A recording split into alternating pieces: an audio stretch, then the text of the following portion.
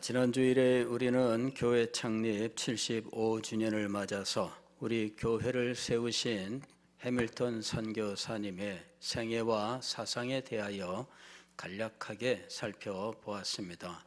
그분의 생애는 진리를 위한 투쟁의 생애였다는 사실, 그리고 그와 같은 이 생애의 사명은 오늘 우리들에게도 여전히 계속되고 있다는 사실에 대해서 함께 생각을 했습니다.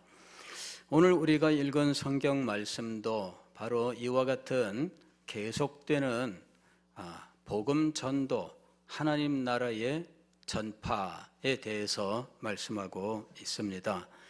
바울은 죄수의 몸으로 로마에 재판받으러 갔는데 그가 그곳에 가게 된 이유는 로마에 복음을 전하고 또 로마에 있는 성도들과 진리의 교제를 나누며 이후에는 스페인까지 당시 땅끝이라고 생각되는 곳까지 이르러 복음을 전파하려고 했던 것이었습니다.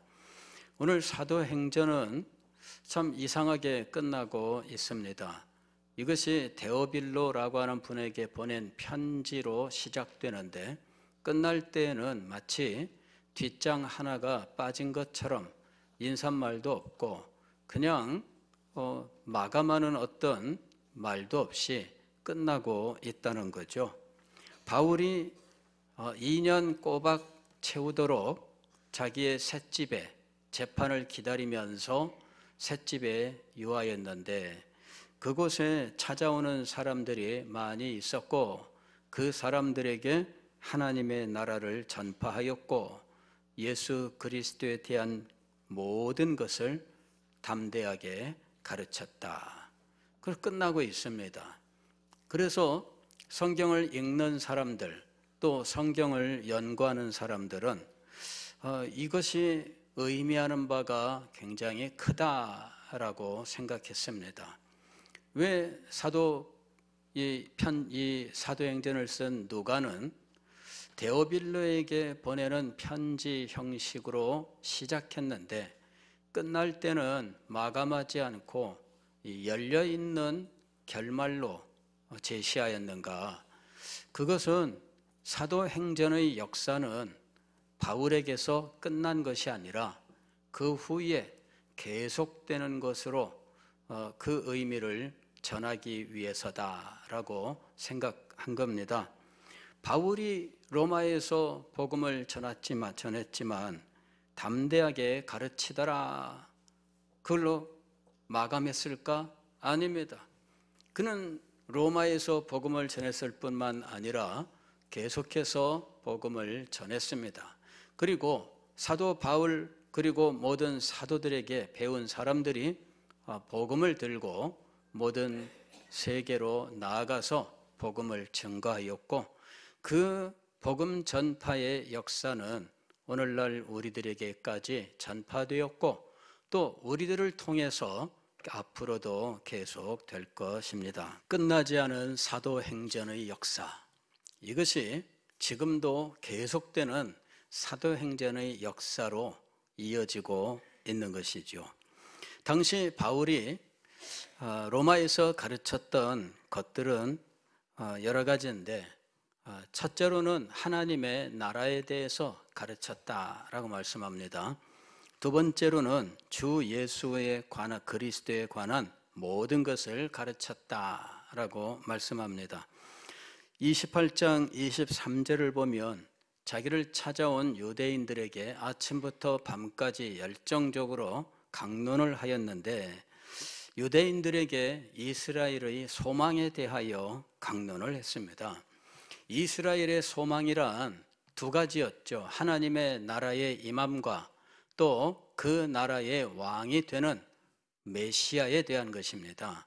그래서 유대인들에게 이 두 가지를 힘있게 논증한 겁니다. 하나님의 나라에 대하여 율법과 선지자의 말을 가지고 즉 성경을 가지고 예수에 대하여 권하더라 하고 이야기하고 있습니다. 이 일은 오늘 우리 교회가 그리스도께서 다시 오시는 영광스러운 날까지 감당해야 될 사명입니다. 그리고 교회는 세상 끝날까지 이 복음 메시지를 상실하면 안 됩니다. 그러나 교회의 역사는 이 메시지를 교회가 가지고 있되 그 속 내용은 항상 바꾸려고 하는 시도를 끊임없이 했던 겁니다. 어떤 사람들은 이 메시지를 바꾸고자 했고, 어떤 사람들은 이 메시지를 막고자 했고, 어떤 사람들은 이름은 남기지만 속의 내용은 변경시키고자 많은 시도들을 해왔습니다. 교회의 역사는 바로 이렇게 복음의 변질을 시도하는 수없이 많은 일들이 있었다는 사실과 그런 속에서 주님께서 복음의 본질을 지키며 오늘까지 우리에게 복음의 생명을 전하셨다는 사실을 보여주고 있습니다. 20세기에 들어와서도 이런 일들은 계속되었습니다. 19세기 말부터 등장한 사상계에 큰 변화가 있었습니다. 그 첫 번째 사실은 교회 내에서는 고등비평이라고 하는 일들이 발생합니다. 고등비평은 성경에 대한 새로운 관점이라고 말할 수가 있습니다. 그전까지는 성경은 하나님의 말씀으로서 당연히 우리가 신앙과 삶의 표준으로 받아들이고 있었는데, 어떤 사람들이 성경 말씀에 대하여 이런저런 문제 제기를 했습니다. 성경에는 기록이 틀린 것들이 종종 발견된다라는 것이었습니다. 그래서 여길 봐라, 이건 조금 저기와 다르지 않느냐, 숫자가 조금 다르다든지 명칭이 조금 발음이 조금 다르다든지 이제 이런 것들을 지적하는 일로 시작을 해서 점점 지적하는 내용들이 변하기 시작을 했는데, 그것은 현대의 과학의 발전과 궤를 같이 하고 있었습니다.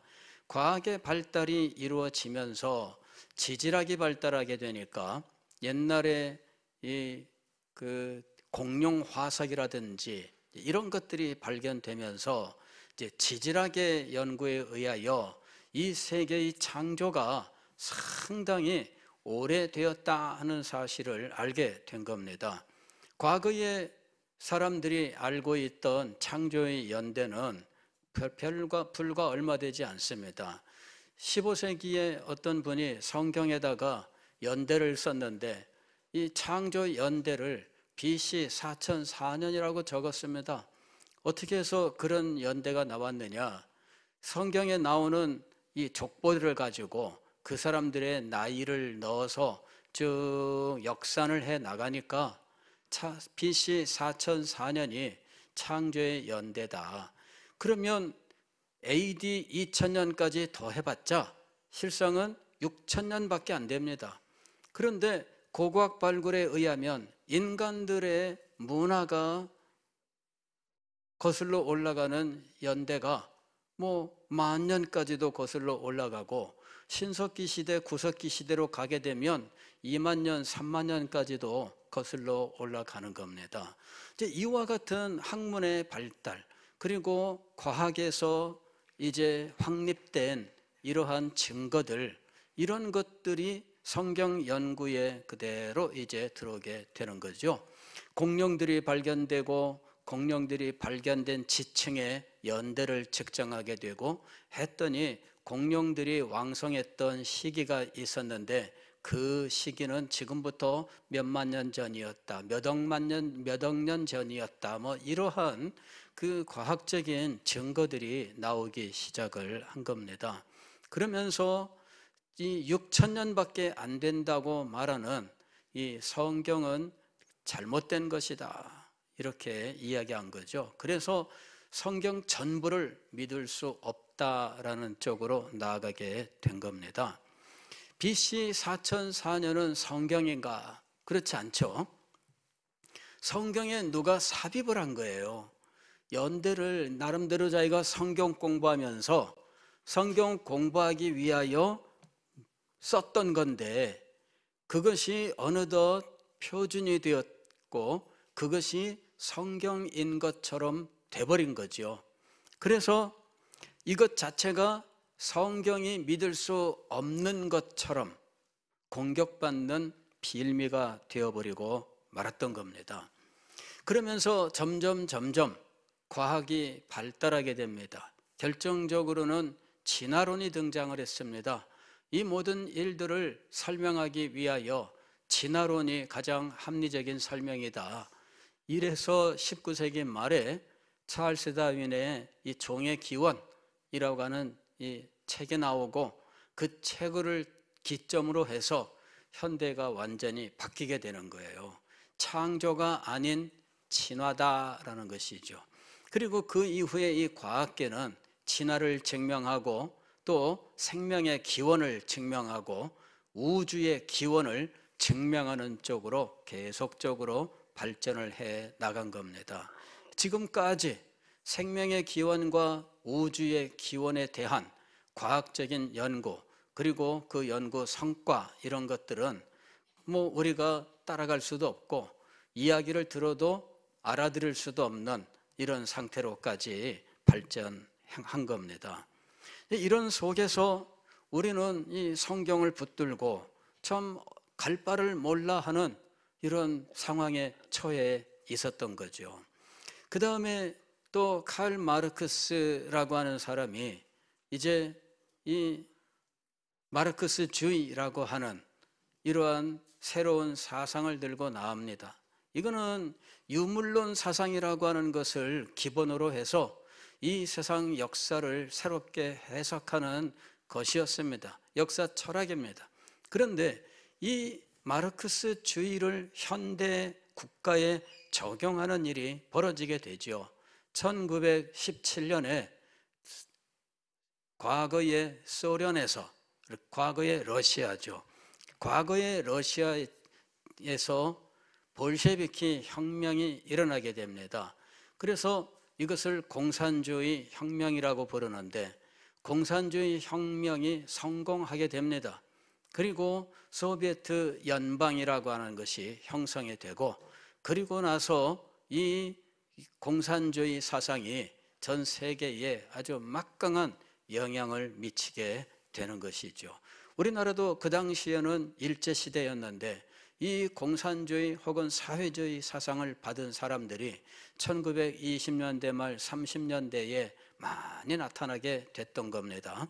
이제 이런 사람들은 교회를 떠나서 교회가 아닌 다른 곳에서 돌파구를 찾는 식민지 지식인들이었던 겁니다. 그런데 이런 사상이 교회 안에 도전적으로 들어오게 되는 것입니다. 그리고 교회가 자리 잡은 사회에 영향을 미치게 된 것이죠. 그래서 그 당시에 교회는 이것을 현대주의라고 규정을 하고 이것들에 대한 투쟁을 시작을 했던 겁니다. 그리고 이 투쟁을 위하여 여러 신앙의 전통들이 함께 힘을 모으게 되었는데, 이 사람들이 함께 모일 때 사실은 신학 전통이 다르니까 신학의 강조점도 다르고 성도들의 영적 삶에 대한 견해도 다르고 각자 그 모습이 상당히 다양할 수밖에 없습니다. 그런데 이 사람들이 하나가 되게 만드는 근본 교리라고 하는 것이 발표가 됩니다. 5대 교리라고 이야기를 하는데, 첫 번째는 성경의 무엇성입니다. 성경은 오류가 없는 하나님의 말씀이다라는 것이죠. 그 다음에 두 번째로는 그리스도의 동정녀 탄생입니다. 그리스도는 동정녀 마리아에게서 탄생했다.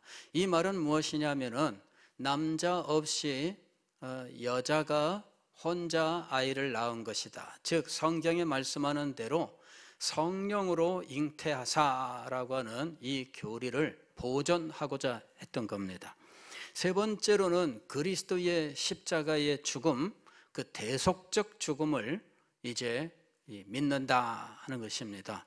네 번째로는 그리스도의 육체의 부활을 믿는다는 것이었습니다.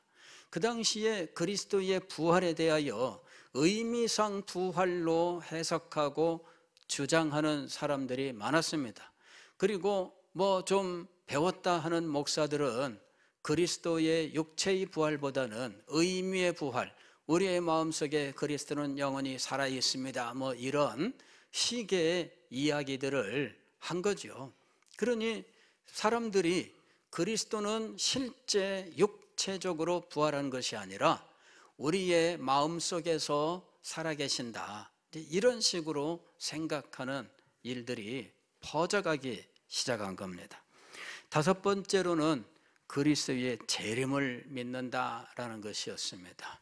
자, 이것을 근본주의의 5대 교리라고 부릅니다. 하나는 성경에 대한 것이고, 네 가지는 그리스도에 대한 것인데, 이것을 다 믿는 사람들은 신앙의 전통이 어떻든지 우리가 이것을 믿지 않는 현대주의에 대하여 같은 전선을 형성한다라는 것입니다. 이렇게 해서 미국 교회 안에서 이 5대 교리를 믿는 다양한 신앙의 전통들이 이제 연대 혹은 뭐 함께 힘을 합치는 일이 발생하게 된 겁니다. 처음에는 승리하는 것처럼 보였습니다. 각 교단에서 이것을 믿지 않고 엉뚱한 주장을 하는 사람들을 쫓아내고 혹은 목사로 영입하지 않고 이러면서 승리하는 것처럼 보였습니다. 그래서 전투에서는 계속해서 승리를 했는데, 문제는 전쟁에서도 승리했느냐 하는 것이죠. 이 사상의 전쟁, 여기에서 가장 이것을 두드러지게 드러내는 것이 1925년에 있었던 이 스코프스 재판이라고 하는 것입니다. 이거는 미국의 이 테네시 주의 한 공립학교 과학교사인 스코프스라고 하는 사람이 이제 그 테네시 주의 법률에 의하면 진화론은 가르칠 수 없고 창조론만 가르치게 되어 있는데, 이 과학교사가 학교에서 진화론을 가르친 겁니다. 이렇게 해서 이 사람이 고발이 되었고 이 사람에 대한 재판이 진행이 되었는데, 결국 재판은 $100 벌금형으로 마감을 하게 됩니다. 그래서 이 스코프스라고 하는 과학교사가 $100의 벌금을 물게 된 거죠. 승리를 한 겁니다.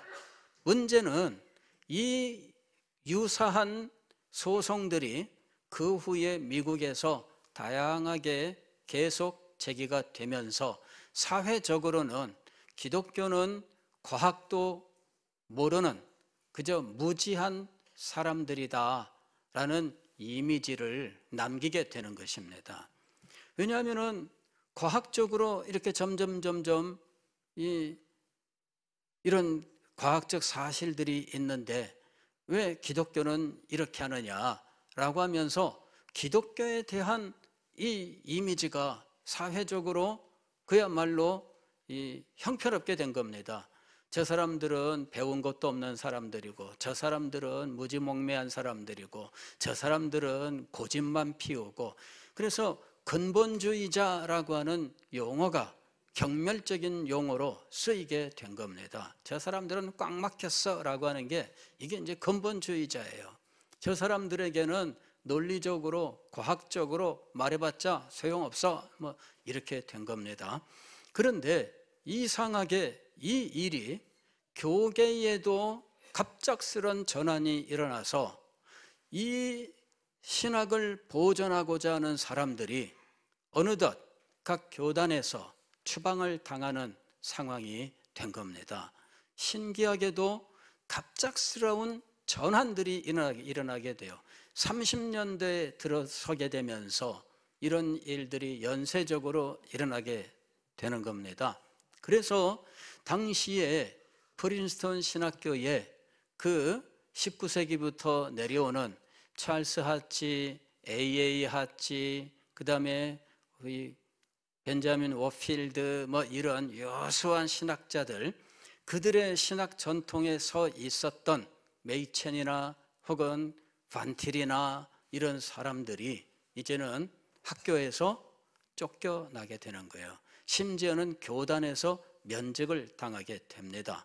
그래서 학교가 완전히 이제는 바뀌게 됩니다. 프린스턴 신학교는 과거 19세기부터 내려오던 그 신학 전통과 전혀 다른 신학교가 되어버리고 마른 거죠. 학교에서 교단에서 축출된 메이첸과 또 반틸 이 분들은 이제 이 웨스트민스터 신학교를 세우게 됩니다. 그리고 이분들이 교단을 형성하게 되는데 이제 OPC라고 하는 정통 장로 교회를 이제 형성하게 됩니다. 근데 참 이분들은 소수예요. 이제는 이분들이 목소리를 내봤자 이 사회적으로 교계에서 그야말로 소수로 밀려가지고 극단적 주의자들 이런 식의 인상을 주는 상황이 되어버리고 말았던 겁니다. 그런데 우리 교회 설립자 해밀턴 선교사님은 바로 이 계열에 있던 분이에요. 구 프린스톤이라고 부르는 이전의 신학 전통 속에서 메이첸과 반틸로부터 배운 분이었고 또 그분들과 같은 선상에 있어서 결국은 교단까지도 선교부를 바꾸게 됩니다. 미국의 북장로교 선교부에서 이분들이 세운 독립선교부로 이제 소속을 옮기게 되면서 이분은 OPC 소속의 선교사가 되는 겁니다. 그 다음에 이제 그야말로 사회는 정교 분리, 그래서 사회법으로 이제는 뭐 창조론을 가르치고 뭐 이러는 것들, 진화론은 못 가르치게 하고 이러는 법들이 다 바뀌게 됩니다. 그렇게 해서 상황이 역전됐는데 학교에서 창조론은 못 가르친다 이렇게 바뀐 거예요. 상황이. 왜? 창조론은 과학이 아니다. 창조론은 과학이 아니다. 그래서 학교에서는 진화론만 가르치는 상황의 역전이 이루어지게 된 거예요. 1925년 재판에서는 진화론을 가르쳤던 교사가 벌금형을 받으면서 승리했는데 이후에는 상황이 바뀌어서 창조론을 가르치면 이렇게 당하는 상황의 역전이 일어나게 돼요. 전투에서 매번 승리하다가 어느 날부터 패배하면서 전체의 전쟁 판도는 패배로 바뀌게 되는 상황이 벌어진 겁니다. 사회적으로 인식이 변하고 사회적으로 모든 상황이 변하게 되면서 교회는 이제 더 이상 창조를 학교에서 가르칠 수 없는 상황으로 쫓겨나게 된 겁니다. 참 안타깝기 짝이 없지요. 최근에 불과 얼마 안 됐습니다. 최근에 미국에서 다시 창조론을 학교에서 가르쳐야 된다 해서 소송을 걸었는데 연방 대법원에서 최종 판결은 못 가르치도록 최근에 결론 난 겁니다. 그러면서 그동안에 창조과학이라고 하는 것을 이제 세우고 이 창조과학이라고 하는 것을 열심히 가르쳤던 일단의 이 창조과학자라고 부르는 분들이 계셨는데 이제 이분들이 결국은 최근에 미국에서 이제 패배를 한 거예요. 계속되는 이 전쟁 언제나 끝날 수 있을까? 한쪽이 단념하지 않으면 계속되겠죠. 창조를 믿는 우리들은 포기할 수 없겠지요. 다만 이것이 우리나라의 상황이냐? 그렇지 않습니다. 이게 미국 상황입니다. 왜? 미국과 우리는 나라의 기반이 달라요. 거기는 애초에 기독교 국가였고 독립할 때의 기독교 국가로 독립하지는 않았지만 그럼에도 불구하고 기독교가 그 사회의 기반이었고 누구나 다 그렇게 생각하는 사회 속에서 사회의 법도 그렇게 되어 있다가 이 법이 하나하나 무너지는 역사, 이것이 이제 20세기에 계속 진행돼 온 거예요. 근데 우리는 세속국가 또 다종교 국가로 출발을 했고, 다만 우리나라의 이승만 대통령이 기독교인으로서 미국식 어떤 사상을 가지고 그와 같이 어떤 미국식 어떤 정치 형태 같은 것들을 이제 많이 진행을 했습니다. 그래서 우리는 사실은 처음에는 다 이 기독교가 대한민국 세우고 기독교가 대한민국 뭐 어떻게 한 것처럼 그렇게 된 거예요. 세월이 흘러가면서 이게 법적 근거도 없고 아무런 근거도 없구나, 그거를 사람들이 알게 된 거죠. 대통령 한 사람의 그냥 의중이었고 그 사람의 그냥 개인적인 것이었다. 이것이 이제 사람들이 지적을 하는 내용이 된 겁니다. 지금은 기독교가 사회에서 과거와 같은 이런 위치를 갖지 못합니다. 교회가 뭘 하려고 하면 굉장히 많은 어떤 좌절 혹은 많은 거부, 이제 이런 것들을 당할 수밖에 없습니다. 상대적인 거죠. 과거에는 교회가 뭐 한다 그러면은 지원이 있었지만 지금은 정반대의 이런 결과가 나오고 있습니다. 그 뭐 대한민국의 역사적 상황이라고 봐야 됩니다. 근데 미국과 우리는 상황이 달라요. 그런데 우리가 미국과 거의 똑같은 기독교 의식을 가지게 된 이유는 애초에 복음을 미국 선교사들을 통해서 주로 받았고, 또 해방 이후에 유학을 갔다 온 목사님들이 주로 미국에 치중되어 있고, 또 현대에 와서 목회를 주로 배우고 연구하러 가는 곳이 미국이기 때문에 이 미국적 기독교가 우리에 많이 들어왔고, 미국의 선민주의 사상이라고 하는 것이 한국 선민주의로 변경되어서 자리 잡게 된 겁니다. 그래서 우리나라는 세계 다른 모든 나라의 기독교와 달리 이 미국식 기독교로, 또 미국식 기독교인들의 의식으로 이렇게 형성되어 있는 어떤 특징들을 가지고 있습니다. 이제 그것이 미국의 소위 그 근본주의의 전통을 이어받아 왔던 현대의 복음주의 세력들, 그 세력들이 이제 미국에서 교회를 크게 부흥시키는 일이 있고, 그것을 배우러 갔던 한국 목사님들이 우리나라에 와서 그 미국식 복음주의 교회를 이제 전파하고, 그러면서 이것이 목회 성공의 모델로 제시가 되고, 이러면서 의식 세계도 자연스럽게 그렇게 형성된 바가 있습니다. 미국 기독교를 닮아가는 것이 무조건 나쁜 것인가? 그렇지 않죠. 다만 우리가 분별해야 됩니다. 그런 일들이 역사적으로 어떻게 성립되었고 어떤 배경에서 그런 일들이 진행되었는지를 알고 우리 상황에서 이것을 바르게 적용할 수 있도록 늘 연구해야 되는 것입니다. 그런데 이런 것이 없이 그냥 무조건 따라가고 흉내내는 식이 된다면 우리는 패배할 수밖에 없다는 것입니다. 전투에서는 승리하지만 전쟁에서는 패배하는 이런 일들이 얼마든지 일어날 수 있습니다. 계속 이겼는데 나중에 항복해야 되는 거죠. 여러분, 그런 전쟁이 역사 속에 많이 있습니다. 예, 그런 그 승리의 그 대표적인 예는 현대의 이 러시아, 소련입니다. 소련이 2차 세계대전에서 독일하고 전쟁만 하면은 이길 수가 없어요. 전쟁하면은 전투를 벌이면 독일한테 무조건 패배해요. 그래서 후퇴 이렇게 되는데 나중에 항복은 누가 합니까?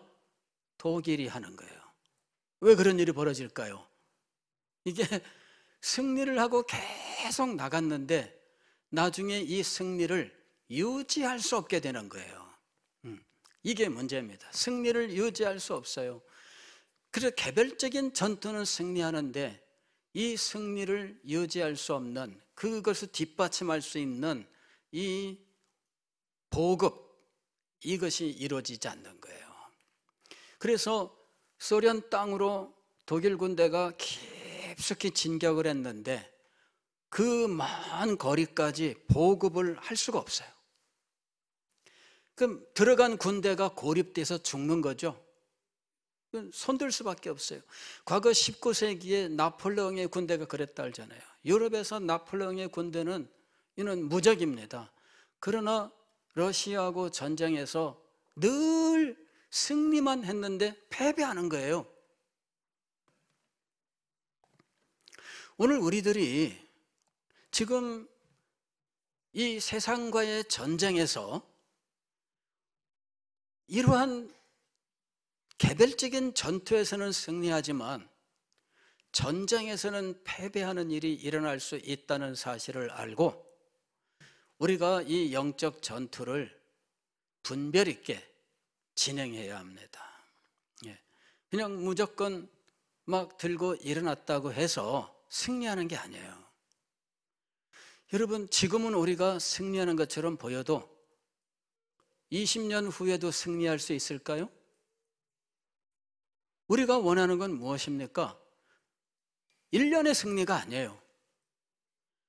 20년 후에도 승리를 해야 되고 30년 후에도 승리해야 되고 우리는 계속 승리를 해야 됩니다. 그러려면 지금 지혜롭게 정말 모든 일들을 잘 준비해야 됩니다. 이후에도 승리하기 위한 길은 인재 양성밖에 없습니다. 20년 후에도 승리하기 위하여는 20년 후에 이 일들을 승리로 이끌 수 있는 인재가 나와야 되는 거죠. 그때도 우리가 이 으쌰으쌰 하면은 이길 수 있을까요? 천만의 말씀입니다. 그때 여러분들 광화문 갈 수 있어요? 20년 후에? 그때 몇 분이나 광화문에 가실 거예요? 여기 계신 분들 중에. 전투에서 승리하는 것이 목적이 아닙니다. 전쟁에서 승리를 해야 돼요. 그것을 위해서 고민하고 그것을 위해 투자해야 되는 겁니다. 지금 우리가 이 일을 함께 이뤄내지 않으면 안 됩니다. 젊은 사람들을 교회가 포용하고 이 사람들을 사상적으로 바르게 세워나가는 일에 전념하지 않으면 여러분, 우리는 지금은 전투에서 승리하지만 그러나 얼마 후에는 모든 전쟁터에서 사람이 없어서 패배하는 일들이 벌어지게 될 수 있는 거예요. 우리는 이 비극을 알아야 됩니다. 지금 준비해야 돼요. 인재들을 양성해야 돼요.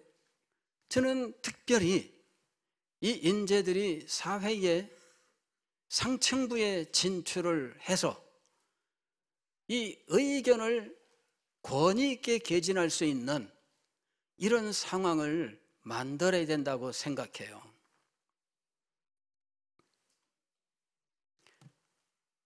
대학에서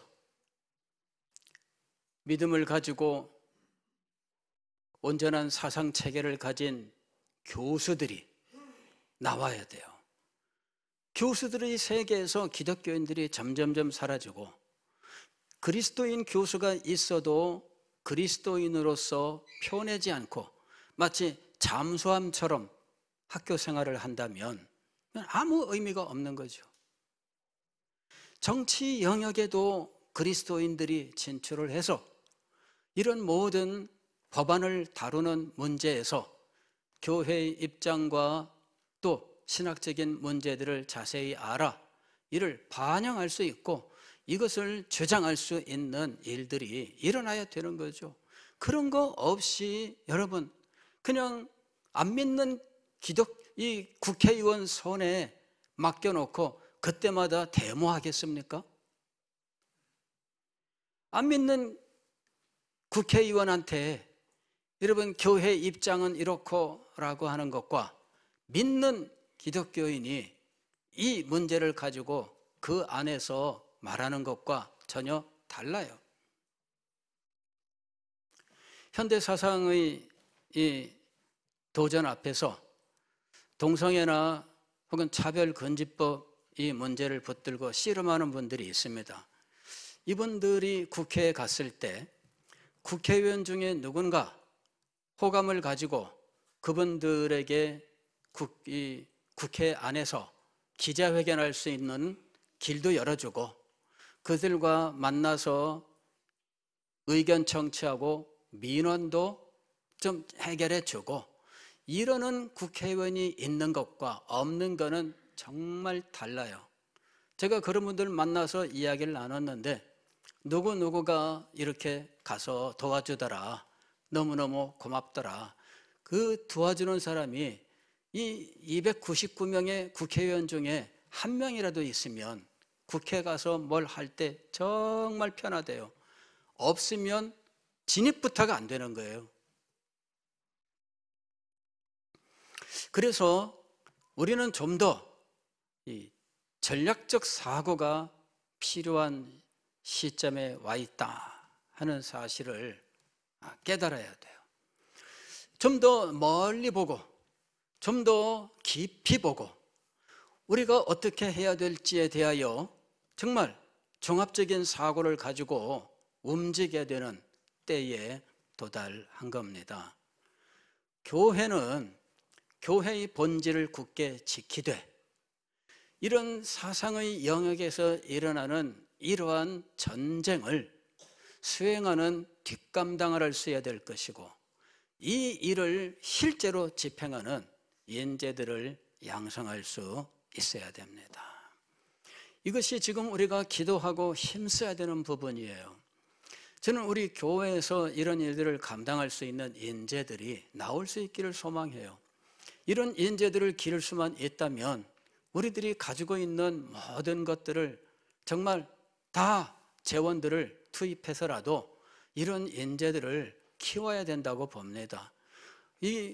우리는 너무나 보편성에 그리고 평등성에 매몰되어서 여기 10명이 있으면 10명한테 100원씩 똑같이 줘야 된다 이렇게 생각해요. 그러나 인재는 10명이 다 되는 게 아닙니다. 그 중에 싹이 있는 사람에게 몰아서 키울 수 있는 이 일도 필요한 거예요. 우리가 지금 그 일이 일어나야 됩니다. 우리에게는 힘을 집중할 수 있는 인재도 나타나야 돼요. 저변을 이루는 사람들도 필요하지만 정말 성경에 말씀하신 대로 머리가 될지언정 꼬리가 되지 아니하며 라는 인재가 나와야 돼요. 우리의 기도가 여기에 집중될 수 있어야 됩니다.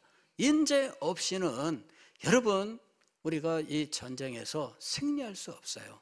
계속되는 이 전쟁은 여러분 초대교회 때부터 계속돼 왔고 아니 아담 이후로 지금까지 계속돼 왔습니다. 왜냐하면 이 전쟁의 배후에는 악한 영들과 권세자들과 그리고 정사 이런 약한 영들과의 전쟁이 항상 배후에 있기 때문입니다. 그치지 않습니다. 이 전쟁에서 승리하기 위하여 우리는 이 현대의 특징을 이해하고 잘 준비할 수 있어야 하겠습니다. 다음 세대는 단지 몇 명의 아이들을 그냥 예수 믿게 하는 그것이 아닙니다. 다음 세대를 위한 기도에는 여러분 몇 명의 아이들을 위한 것이 아닙니다. 시대를 위한 것이고요. 영적 전쟁을 위한 것입니다. 기도하겠습니다.